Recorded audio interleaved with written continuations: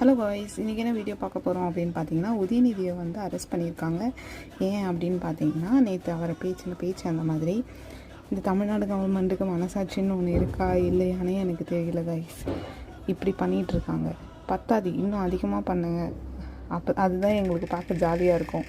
சரியா? இங்கே போராடுற எல்லா ஆம்பளைங்களையும் பார்த்து கேட்குறேன், உங்கள் வீட்லேயும் பொண்டாட்டிங்க எல்லாமே இருக்காங்க, உங்களுக்கும் பொண்ணுங்களாம் இருக்கும். இதில் போராடுற ஒரு சிலருக்குலாம் சின்ன பொண்ணுங்க இருக்கும், ஒரு 10-15 வயசில். இன்றைக்கி உங்கள் வீட்டில் போய் உங்கள் பொண்ணு கேட்கும், எதுக்குப்பா போராடினீங்க அப்படின்ட்டு. நீங்கள் போய் சொல்லுங்கள், எங்கள் கழக தலைவர் இந்த மாதிரி தண்ணி வருமா வராதா பேசினாரு, அதுக்காக தான் போராடினேன்னு போய் சொல்லுங்கள். உங்களை பெத்த பொண்ணுங்களே உங்கள் மூஞ்சில் காரியை துப்பி அனுப்புவாங்க, வாங்கிக்கோங்க. உங்களுக்குலாம் அசிங்கமாகவே இல்லையா? கருணாநிதியோட ரத்தம் அப்படின்றத அவர் நிரூபிச்சிட்டாரு. கருணாநிதி எப்படி இந்திரா காந்தி அம்மாவை பார்த்து பேசினாரோ, ஸ்டாலின் எப்படி பேசினாரோ, ஜெயலலிதாவை, இப்போ இவர் இந்த மாதிரி பேசியிருக்காரு. இதில் கிருஷாவாலாம் மேட்ரு கிடையாது. நீ வந்து ஒரு சிஎம் இப்படி டம்மி முதல்வர்னு சொல்லுவ, இருக்கிற மினிஸ்டர்லாம் லாட்ரி விற்றவன், பிளாக்ல டிக்கெட் விற்றவன்லாம் சொல்லுவ. அது எல்லாத்தையும் பார்த்துக்கிட்டு அமைதியாக இருக்கிறதுக்கு நாங்கள் எதுக்கு கவர்மெண்ட் நடத்தணும்? கரெக்டு தானே கேட்குறது?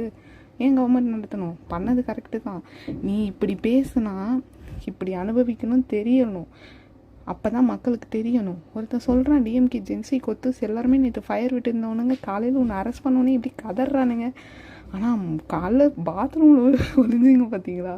எனக்கு இது ஒன்று தான் ஞாபகம் வருது. உதயநிதி ஸ்டாலின் வந்து ஒரு பேட்டி கொடுத்துருப்பாரு. அப்பாவை வந்து மிஸ்ஸால் கைது பண்ண போலீஸ் வந்தப்போ இந்த மாதிரி அவர் அங்கே போய் ஒளிஞ்சிக்கிட்டாரு அப்படின்னு சொல்லி சிரிப்பார். இப்போ எனக்கு அதான் ஞாபகம் வந்தது, இந்த நிலமை உனக்கு வந்துடுச்சியா அப்படின்ட்டு. இவங்க நினச்சிட்ருக்காங்க, கைது பண்ணி போலீஸில் பிடிச்சிட்டு ஜெயிலில் போகிறதெல்லாம் கட்சியில் பெருமை, டிஎம்கே அப்படின்லாம். நீங்கள் ஒன்றும் போராட்டமோ தியாகமோ பண்ணிடலாம் ஜெயிலுக்கு போகல. கேவலமாக ஆபாச வார்த்தை பேசிட்டு போயிருக்கீங்க. நீங்கள் த்ரிஷாவை பேசினாலும் சரி, யாரை பேசினாலும் சரி, இதுதான் நிலமை. இப்போ சூப்பராக இதில் என்ன காமெடினா, இதில் இந்த சிபிஐ, சிபிஎம், திருமாவளவன் கட்சியெல்லாம் நேத்தியாலும் போடல ட்விட்டர். இன்றைக்கி வந்துட்டாங்க ட்விட்டர் போட.